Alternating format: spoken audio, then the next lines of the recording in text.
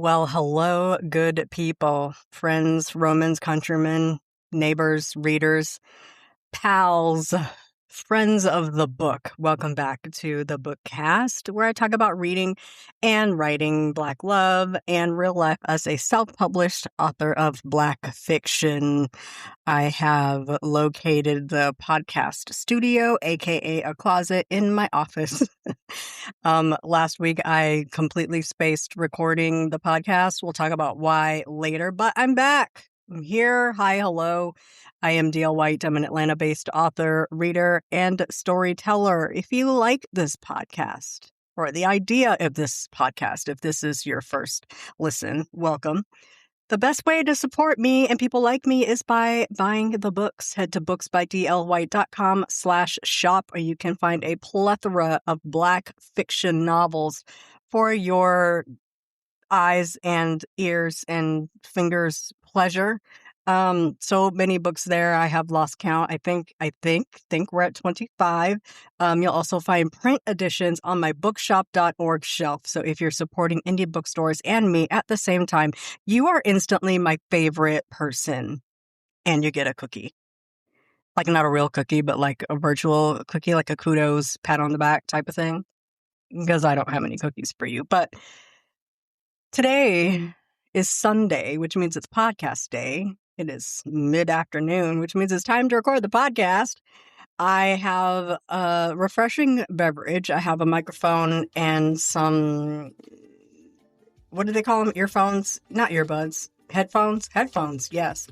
I am in my little dark room with my little lamp, my cute little cozy setup, and I am ready to talk to you about books and other things. So let's get going.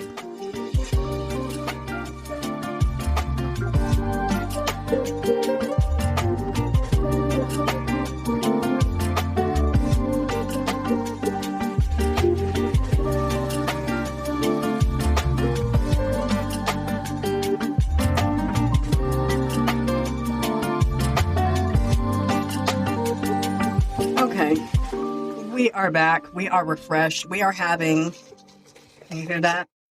Little ice shake thing. We are having today, it's a little mixture of Minute Maid, zero sugar fruit punch, ice, and a little peach clementine sparkling beverage. The brand is redacted because Beverage Giant doesn't own them, but it was delicious and I only wanted to try one and I accidentally bought a case. So I have to drink them all. It was refreshing and delightful. I hope you had something good in your gullet. I do have a brief rundown that I'm going to lightly refer to. Today may be a bit chaotic, but I'm in a good mood, and that is just a thing you're going to have to deal with. Let's begin with the book report, as always, because if I'm going to do anything, I'm going to do what? Read a book. I be reading, girl. I be reading. So my Goodreads goal is to read 150 books in 2026. I am, of course, going to beat the pants off of that goal. So once I hit 150, I either raise it or I try to see how far above 150 I can get. I am 40% toward my goal, and we're not at June yet. And I'm pretty much think I might hit 50% by June 1. We'll see. June tends to be a bang up reader year for me. June and September are like crazy. So I have read 60 of 150 books. That puts me 4 books ahead of schedule, 40% toward my goal. I am not worried about this at all because your girl be reading. So I missed last week and I don't know where I left off in my previous book report. So let's just talk about what I have read in March so far. So I read Miss Lorraine's Late in Life Love by Taccara Martin, otherwise known as T.L. Martin, I think. Absolutely fabulous. Again, her character is 53. I just turned 52. I don't know about this late in life thing. I would be offended, but I really like her. So I'm just going to say this was an excellent novel and you should pick it up. It is it's a nice little bite. It is not long at all. It's not drawn out. There's some spice in it, but really the main character is just a woman doing her darn thing. She's got grown kids and she's like, look, I am fit. I am fine. I'm in my 50s and I'm just going to go live. And she goes out to get herself a little something, a little man, if you please. Really excellent. You should grab it. Then I read These Heathens by Mia McKenzie because I read Kin, and a lot of people said, this reminds me of These Heathens, and I had never read it, and so I grabbed it. And I read it, and I thoroughly enjoyed it. It was quite good. Then I read L.A. Coroner, Thomas Noguchi, and Death in Hollywood by Ann Soon Choi. This was good, but also it was a little dry. I did read it for the gossip. I needed to know the famous people that he had, is it worked on? Is that the term? Marilyn Monroe, RFK, and such. So those were good parts. Other parts that were more like bureaucratic and politics and them trying to fire him because he'd be telling the truth about stuff. I was like, okay, yeah. More famous people, please. So, but I read that. That was my May read for the 12 Lives biography challenge that my good friend, Dr. Raymond, is running. And to side note, Dr. Raymond is a host now on I think it's the New Books Network. And he recently interviewed our good girlfriend, Emely Rumble, who is a bibliotherapist, and her first book is just so delicious. The name of it absolutely escapes me because I wasn't ready to talk about this. I'll look it up. I'll put it in the show notes. But when I tell you, Dr. Raymond be good at this thing. I'm so proud. I just listened to him and I'm like, he's so good at this. And I can't wait for him to do more episodes. It's like my little brother over there. Anyway, then I read Mist and Malice, which is Haven #2 by Rachel Howzell Hall. And y'all know how I am about Rachel Howzell Hall. If she puts out a book, I'm going to read it unless it's fantasy because I don't read fantasy. But all her other thriller type books, I'm reading them. This was really good. I really enjoyed this one. There's a nice twist in here that I did not see coming. And wow. And it kind of makes me wonder, are there more books in this series? Because that was quite the twisty twoo. Twisty twoo is not a thing. It's just a word that fell out of my mouth. And then I listened to The Mediator, which is a new series by Robert Bailey, Max Ringo, book 1. Let me just tell y'all, I have read every book that Robert Bailey has put out, even the Bocephus Jones ones that aren't the best books I've ever read, but they're still good. I've read every book Robert Bailey has put out. Excellent, excellent, excellent. He just keeps getting better. He is getting on the Steve Kavanaugh level, which I'm ready for a new book from Steve Kavanaugh. I'm just saying. And then I read Should We by Jessica Terry. I read that yesterday. I just really needed to get back into my romance bag. It was good. It was real good. Jessica writes books where I feel like I want to climb in the book and I just want to deal with people. Remember when I talked about when I read Disappearing Acts by Terry McMillan and I just wanted to climb into the book and just box everybody? Silas and I were having issues. Shay and I were having issues. Yeah.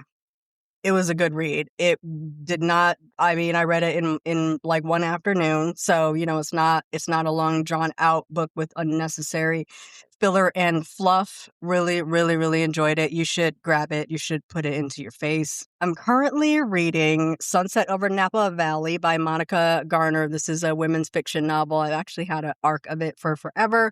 Totally missed the publishing deadline and page reading it because there's no audio available. Absolutely had a temper tantrum about that, but page reading it, I've got to get that read this week so I can get a review out. And then I got an advanced reader copy of a book coming out by Paula Sutton. You guys know her from Hill House Vintage. We met her on Instagram. She's got that beautiful British manner and just gorgeous. And she had a lifestyle book. And I didn't realize she was writing thrillers, people dying in the books.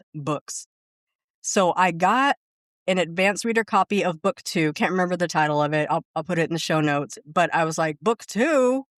I never heard about book 1.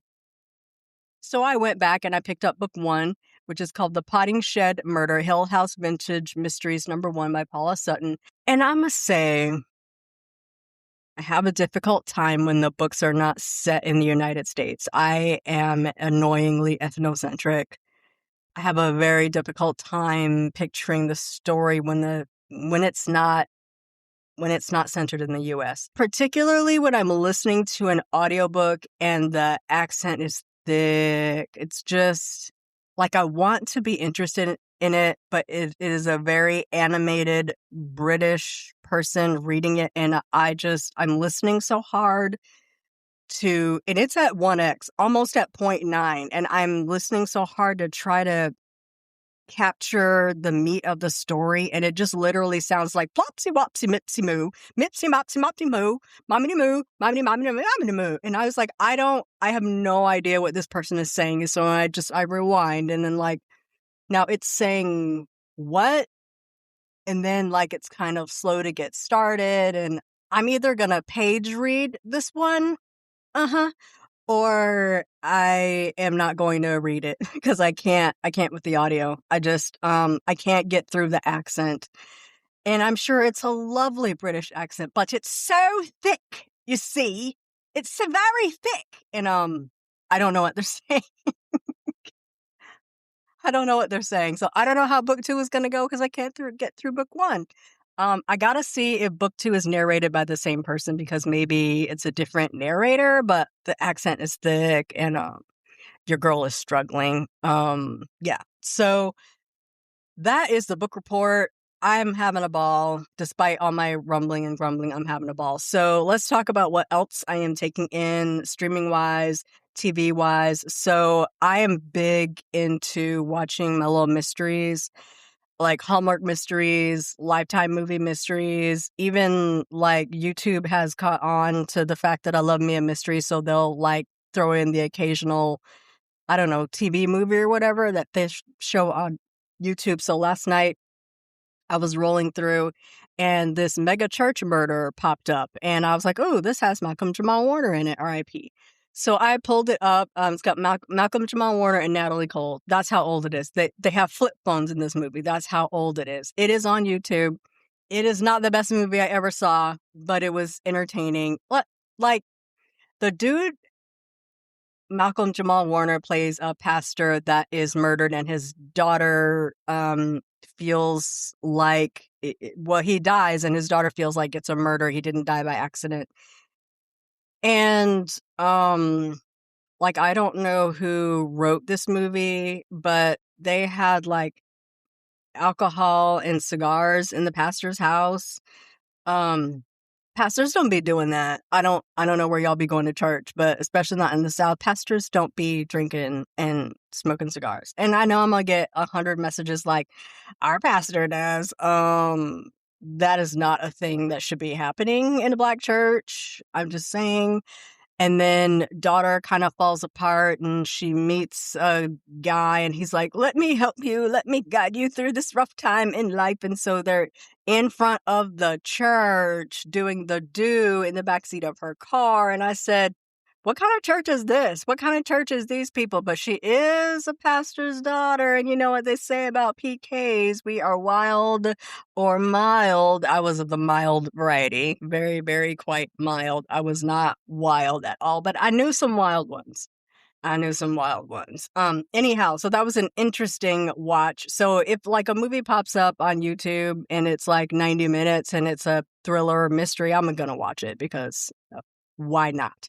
So another thing I found was this little movie series called Garage Sale Mystery. And it was a series on Hallmark that started in like 2017 with one movie. And then they just like kept making like little other movies in the series. They made 16 of them, and I have somehow watched them all. And then I went to find more, and the show, they don't make them anymore. They star Lori Loughlin as Jennifer Shannon. She's an antique dealer, and she's an amateur sleuth. Now, this is my little beef with cozies. is that I don't believe that an amateur knows more than a trained detective, but also sometimes the police don't be knowing what they're doing. So maybe an amateur could solve a murder, but like I'm done with podcasters solving murders. I can't do it anymore. Anyway, so this series was canceled abruptly in 2019 when Lori Loughlin was fired from Hallmark after she and her husband were charged with paying money in bribes to get their daughters into USC. She pleaded guilty. She served 2 months in prison. She paid a fine. She did community service. I guess she was like 1 week away from filming movie 17 when everything collapsed. The movie never finished. It never aired. The series didn't really get an ending. Hallmark pretty much cut ties with her. And so that was like really the end of that little movie series. She has returned to Hallmark in a different series called When Calls the Heart, which I think is airing in 2027. And fans apparently on Reddit are asking very loudly if Garage Sale Mysteries could come back. No word. But Hallmark has been running marathons of the series, which is interesting, but like a lot of stuff that's on Hallmark is basically coming from 2013, 2015, 2017. Everything I'm looking at like on video on demand is like really, really old stuff. So anyway, so on top of that, she and her husband separated. A lot of stuff going on that I think Hallmark doesn't want to be attached to. I did find the entire film collection is on Amazon Prime. I've seen all of them, so I don't know that it's worth it to me to subscribe to keep rewatching them, considering I've been watching them on YouTube for forever. I've literally seen all of them on YouTube, but it did have, there are also 2 other movie series, I guess, in the same universe, Fixer Upper Mysteries and Chronicle Mysteries. So I'm going to look those up and maybe get my fix there. It seems like Hallmark kind of hits its stride with like 6 or 8 of these 90-minute quote episodes, which is like, it's like a feature-length film, but it's a continuing story, which I think is a really neat idea. But then they dump it like after like 10 of them, which is frustrating because I'm finding them like many years later and like trying to get interested in them. So Garage Sale Mysteries is based on a series, which I looked up on Amazon. It doesn't look like a series I really want to read, but it's author Susie Weiner created Jennifer Shannon based on her own experiences attending garage sales. She would discover merchandise at the sales, usually came with unexpected stories, and then she built a whole mystery series around it. So there's 4 books in that series, and they base the initial movie off of those books. And the movie was based off of those 4 books, and then there is a series that spun off of the movies. Yeah, that's what I'm trying to say. I've also been watching Mystery 101, which is another Hallmark mystery series. Along the same vein, Mystery 101 is a professor that teaches basically how to write mysteries. It just kind of goes back to the classics and teaches like all like the basics of writing a mystery, tips and techniques. And her father is a mystery writer and a former mystery professor. Also a great series that sort of ended in a cliffhanger. It ended in like 2017-ish. And Hallmark canceled it. And so very frustrating. So both shows have me realizing how little I have actually read in the mystery vein. Like I haven't read any of the old, like the Agatha Christie's and the Arthur Conan Doyle. I don't. Arthur Conan Doyle is, I can't get Shakespeare out of my head. It's not Shakespeare. It is Sherlock. He's Sherlock, right? I'm not looking that up. I haven't read any of that of the old classic mysteries that I think a lot of current mystery writers base their books off of, but mysteries have tropes. There's canon. There's just stuff I have never touched. Am I interested in reading Agatha Christie? Not really, but I also would like to like watch a mystery and be like, okay, yeah, that's a classic spin-off of blah blah. And I just right now have no idea. I'm just like sitting down and writing random mysteries because I read a lot of mysteries and thrillers, domestic suspense, psychological suspense thrillers, etc. And I'm trying to emulate what I'm seeing on the page and what interests me as a mystery reader, much like I did with romance without reading a whole lot of romance classics. I did remedy some of that, and so I feel like I need to maybe go back and do that mystery-wise, and perhaps I have given myself a summer project. Honestly, all of this mystery consumption, it's not really comfort TV. I mean, it is because I find it interesting. I would rather, watch a mystery movie than watch a romance movie, to be honest. But it's also research.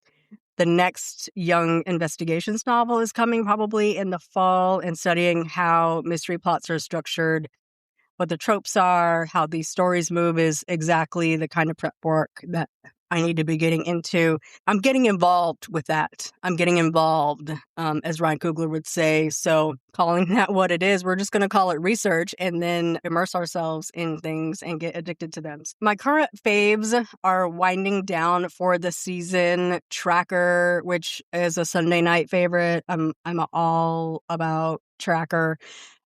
Sheriff Country, which airs on Friday night. I tried to get into Fire Country, and as much as I love Fire and Backdraft, I just cannot get into that show. It is not interesting to me at all, but I love Sheriff Country. And then Elsbeth, I am all caught up. Shows I fell behind on, I just kind of lost interest in, but I might finish them up over the summer or before the new seasons start in the fall. The Pit, I'm like 3 or 4 episodes behind on The Pit. I never watched the season finale. It just comes on so late on Thursday night. Is it 9 or 10? I think it comes on at 9. And like by 9, I'm nodding. And then I try to like set aside one day on the weekend to catch up on everything. But I just have so much going on over here. I'm getting a text. Nobody talks to me until the mic comes on. So nobody has talked to me all day, and I've got 2 texts after I turn this mic on. The Pit, Will Trent, Matlock, they're not gone, just parked. I'm going to binge them. I still never finished Reasonable Doubt. Like I got a lot in the hopper, so I am never bored. I always have something in the hopper I can jump to. So that's that for TV. So let's get into the meat of the story, our writing and our publishing update.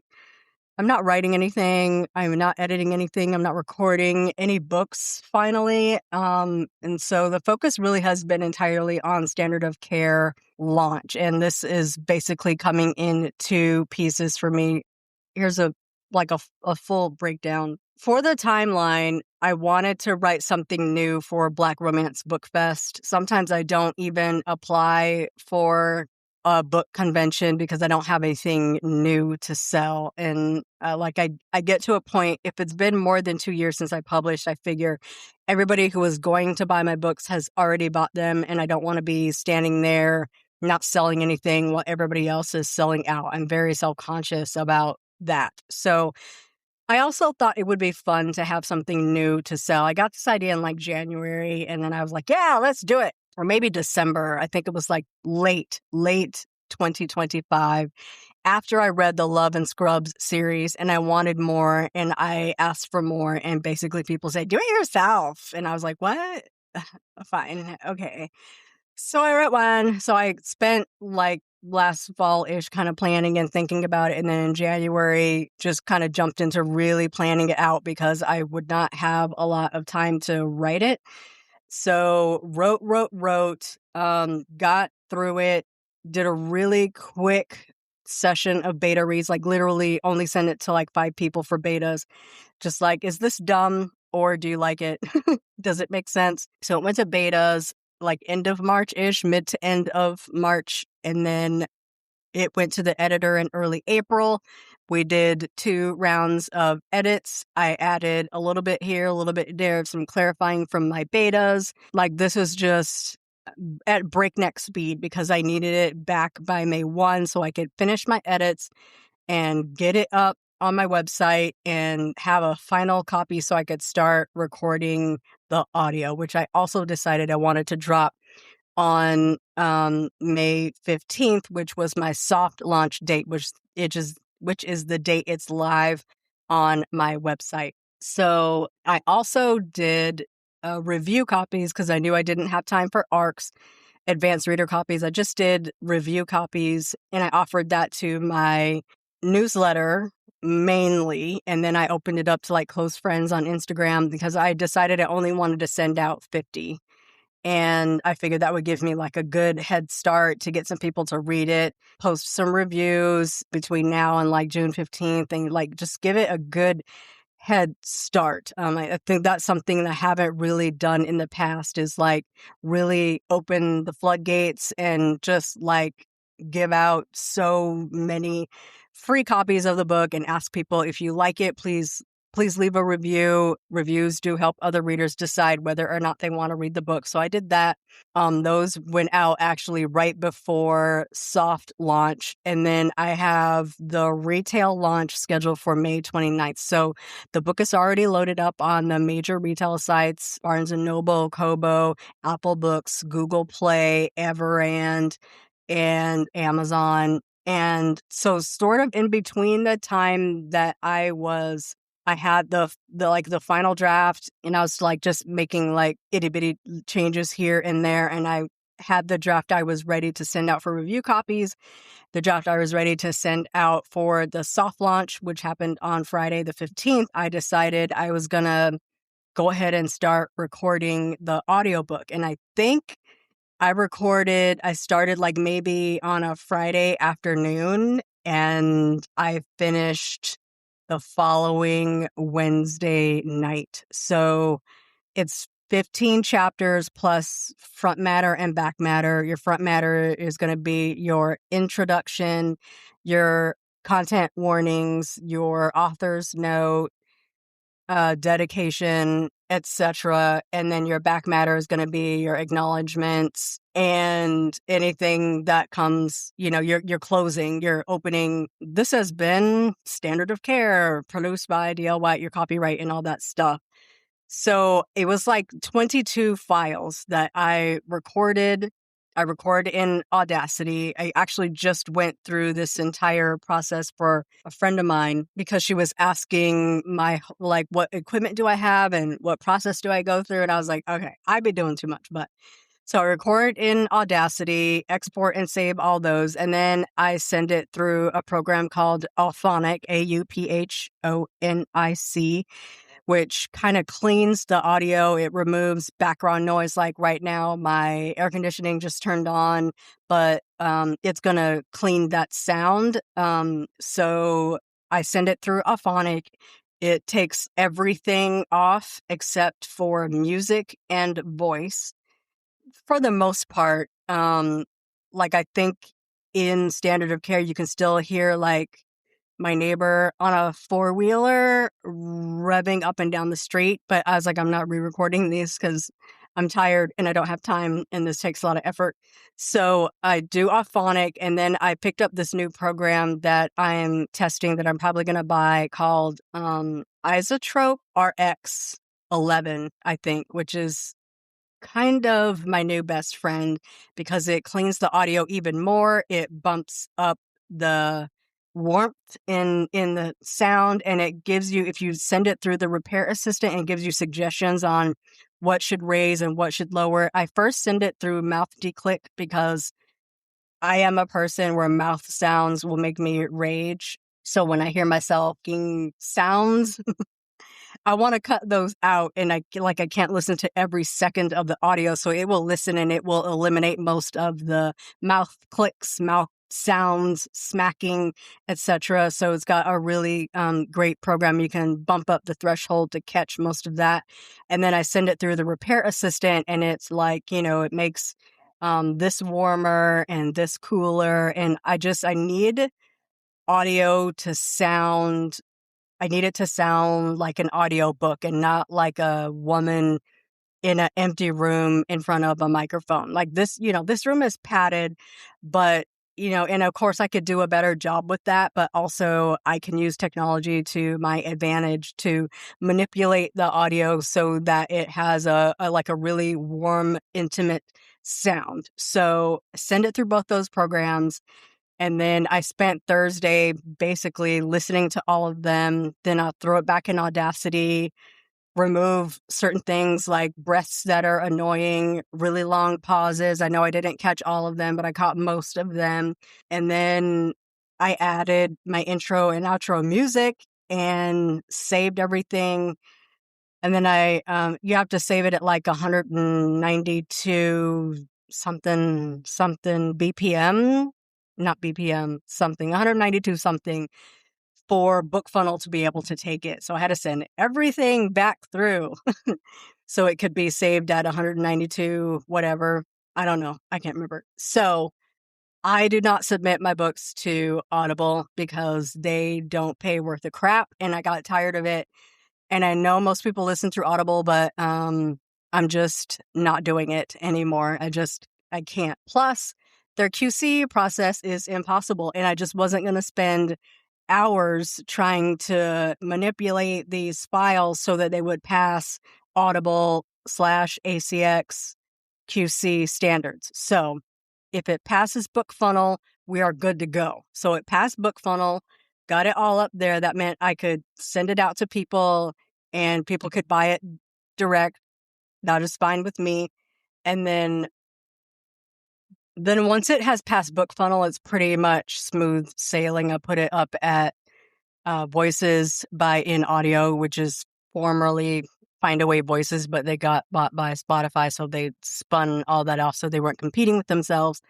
And then once you load it up there, you tell it where you want to distribute to all the other audio networks, including Audible and ACX, if that's where you want it there.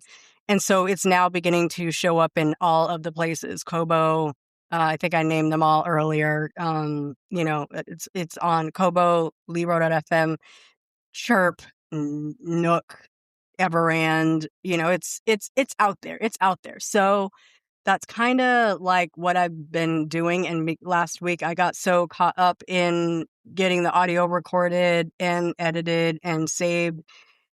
And I meant to do the podcast, but because I had been in the booth all day, I kind of felt like I had already done the podcast. I'd been recording all day and I was like laying in bed, got all my stuff, sat out the garbage, took a shower, washed my hair, twisted it up. I am laying in bed. I'm watching something random and I'm like, wasn't I supposed to do something today? I forgot. I think I got everything done. The garbage is out and dishwasher's empty. What was it? And then like 9:08, I was like, oh crap. I didn't do the podcast. Oh well. So here we are. So that is my long drawn out intro to like this whole process of me doing too much. So anyway, I sent 42 copies of the book to my mailing list subscribers who opted in for a free copy in exchange for a review. I also opened it up to my close friends on IG. I did not do a traditional ARC process. There just wasn't time. This approach actually seemed to work fine. Got my audio voiced, recorded, edited, uploaded. Like sometimes I really do call myself lazy, but also I do things like record and edit and QC and master an audiobook in like a week and get it up for sale. Sometimes I do things like in November decide I'm going to write a new book to be out before Black Romance Book Fest. Also, by the way, cross your fingers that my print copies make it. They're currently printing. So I do hope to have a few print copies of Standard of Care at Black Romance Book Fest. So cross your fingers and pray real hard, light a candle to your favorite deity that they arrive to me in time. Sometimes I got to put things in perspective. And also, if I wanted to, I would. I wanted to, and sometimes I don't want to, so I don't. Also, during launch week, we had a Stuff Your Earbuds event. I gave away Calculated Risk, which is another author-narrated audiobook. I gave away 764 copies of that book. Like, Imagine if those were actual sales. Just imagine. And then I had 2 book funnel events running alongside the launch. I gave away copies of, I think, Brunch at Ruby's and Drinks at Mink's. And then I also gave away a copy of one other book. Was it Missing Persons? I think there was like a mystery romance giveaway. And so busy. So May sales so far are a little inflated than normal because I had a lot going on. I got a new book out. I gave away some stuff, which we always hope will interest new readers in our material and they will come back and buy other things. I have sold so far 20 copies of the ebook of Standard of Care, 3 copies of the audio. Of course, I gave away 764 free downloads of Calculated Risk. And then I moved Leslie's Carl and Die, which is perma-free in ebook and audio. If you don't have it, you should grab it. And then Olympia's on King Street, which is my gift to people who sign up for my newsletter. And then Anonymous, which is also it's perma-free. It's just a free exclusive that I offer. I'm also noticing a lot of people picking up fan fiction through book funnel. Like I have links on my website under freebies, a fan fiction site like Kate, same time next week. Celebrity, you guys have all been picking up copies of my fan fiction, which I pulled from the actual fan fiction site and formatted them for ebooks. You could add them to your Kindle or whatever and read them at your leisure. And so, interesting. I'm actually very pleased at that because that's why they're available. So people can read them if they just want more of things I write when I'm not writing Black romance. Also, so let's see, May revenue across my total catalog is $122.95. I don't have any ad spend reflected yet. I did just start ads. I have 2 like $5 a day ads running, and they're going to run for like maybe the next 10 days. So we'll see how much I spend versus how much I make. I am so far okay. I feel like people really think that I'm more popular than I am, that I make more than I do.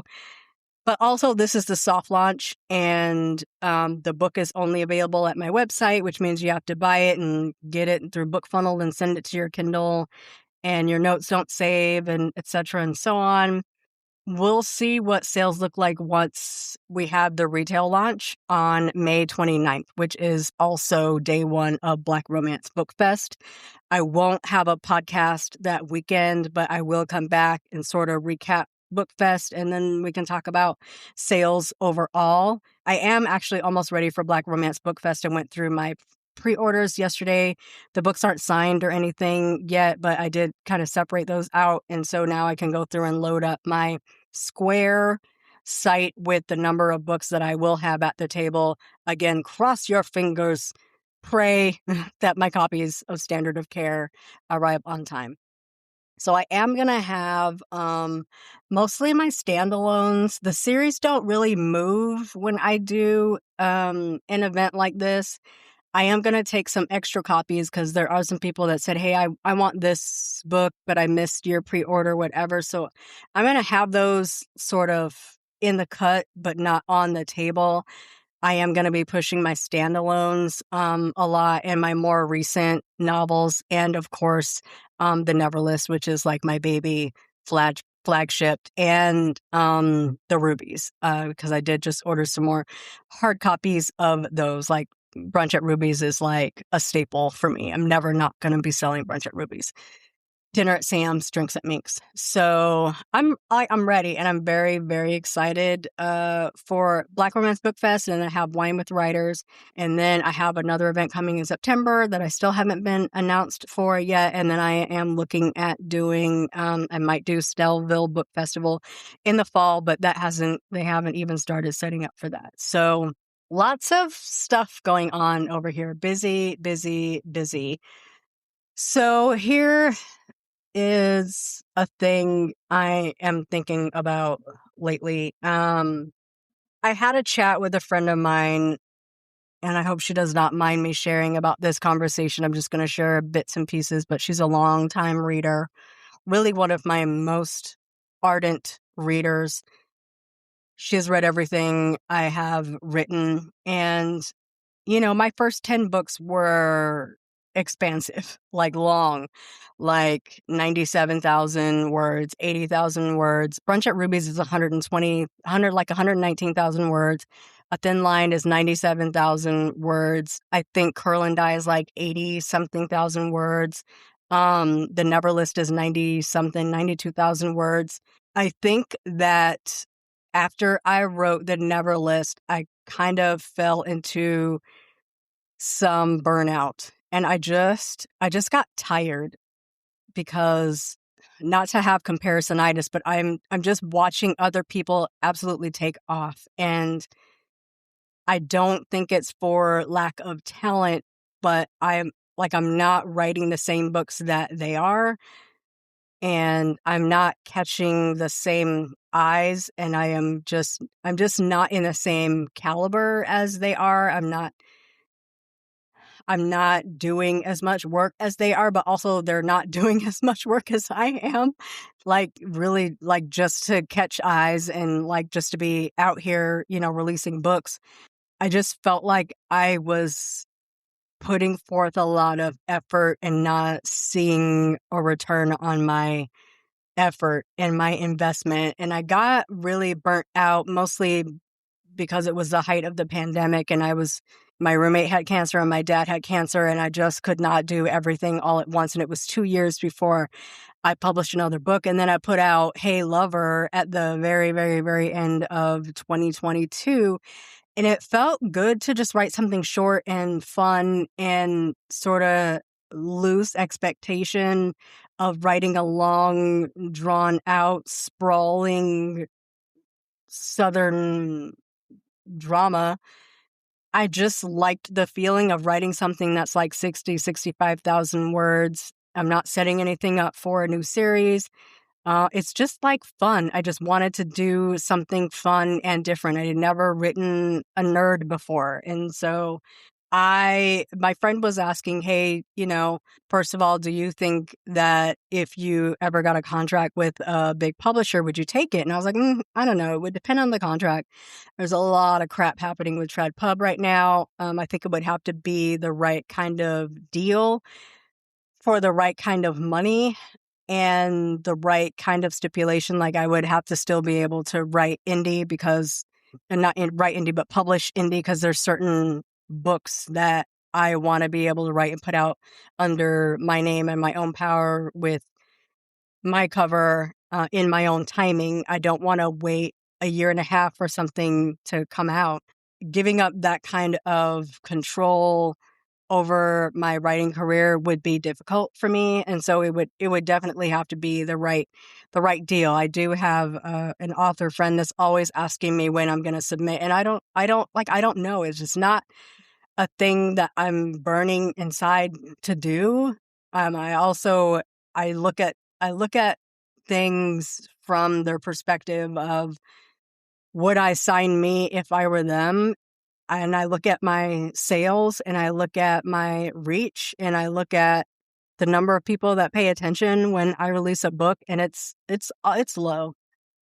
It's low, and I'm the type of person that I have to be realistic. I can't really be delusional about things like that. I can't hype myself up to be like, yeah, they'll love my work and they should take me. I think I'm a talented writer. I don't think I'm the best. I don't think I'm the best thing out there. I'm not the type of person like, you can't tell me nothing about my work. I am so good. Like, every time I publish a book, I start second guessing. Like, should I put more there? And should I have added a couple chapters here? And, maybe there should be, more. Like, I love, love, love Standard of Care. But if I were publishing this in August instead of May, this book would look much different. It would be longer, and it would be, more expansive. I did the very best I could to get this book out before Black Romance Book Fest so I could have something new on the table. And I am happy with how it came out. And if I had the chance to revise this book and add it, I don't know what I would add, but I do know that this book would look much different if I was still writing it and if it was coming out in September as opposed to May. I don't know. I have to be realistic when it comes to that. I'm not querying. I almost feel like it would have to be a situation where it fell in my lap, and not that like I'm just sitting around waiting for a miracle to happen, but I just feel like if it was meant for me, it would be chasing after me. It's not a thing that's chasing after me right now. It's not like I know people who know editors. I know editors and agents, and it's, they read me and they're like, okay. It is. I don't feel like I publish books that grab that kind of attention. They are good. I have great readers. I have people that snatch my books up on day one, and I am so super, super grateful, but I haven't broken containment, I don't think. And until that happens for me, I don't see me chasing something like that. She also just mentioned that, my past novels have really been more sprawling and more detailed and more side characters and, more backstory. And I feel that. I feel that. And, maybe at some point I will have a more sprawling book. I feel like, I've been trying to write Powder Lake 4 for some time, and I'm just tired. I'm tired, and I'm trying to avoid burning out. I'm trying to keep publishing so that readers don't forget my name and my face and my books out here. And right now I am having a load of fun writing new stuff in new subgenres like mystery, like medical. And I just feel like I don't want to put so much effort into a different subgenre. I don't want to put 97,000 words into a mystery, 97,000 words into a medical romance for it to flop. It's different, like when the stakes are low and it's only standard of care is like 62, 63,000 words. That's fine. It's doing fine for, a novel of this caliber. It does have a lot. It has a lot going on. There's a lot of professional ethics and boss employee dynamics, and two people who work for a hospital that absolutely should not date but can't resist each other. And somebody is trying to get somebody else fired, and a very rich person that's trying to exert influence over the powers that be at this hospital. And everybody is like basically licking boots. And I had a lot of fun doing it, and I just want to keep having fun writing these novels. And if they have to be 60 to 70,000 words for me to keep having fun and keep putting them out, that's what they're going to be. So, can I be conscious of hearing from a longtime reader that they feel like my books have changed? Absolutely. Absolutely. I know they've changed. But also, I'm also cognizant of what's going on inside my brain and inside my body, and knowing that I work a full-time job where things are being added to my plate daily. My reading and my writing are what I do when I am not at Beverage Giant. They are what I do to decompress. They are what I do to de-stress. They are what I do to exercise those demons, like the stuff that's happening right now in politics. You never know what might come out in a novel, because I be putting it out there. When they cut off DEI and I wrote Grumpy Valentine, and the heroine in my novel is writing like a DEI platform, because how dare you? That is how I exercise those demons. That is how I kind of push out my frustrations about things that are happening. In Leslie's Curl and Die, Kate decides to run for mayor despite not having any political experience at all. He's an ex-NBA player. And there's a part in the book where Leslie's like, "You are going to run for mayor?" And he's like, "Our current president has never been in politics before. If he can do it, why can't I?" And that was during his first term. So I've been doing that for a while. That's kind of how I push out those feelings. This is my therapy. This is my way to get my words out and get my feelings out and get my frustrations out. And it always has. I started writing fan fiction because I needed a place to put my grief about losing my brother.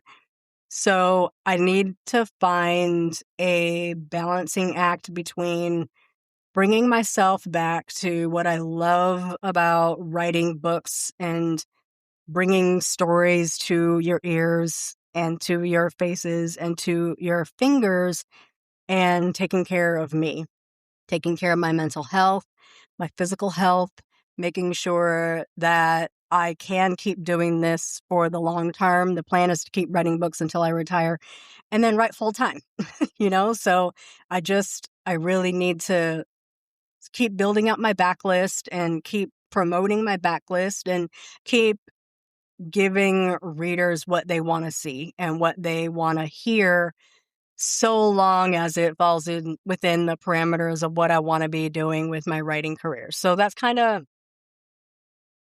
where my brain is kind of shifting. Genre expansion, not being locked into one lane anymore. That's a deliberate choice.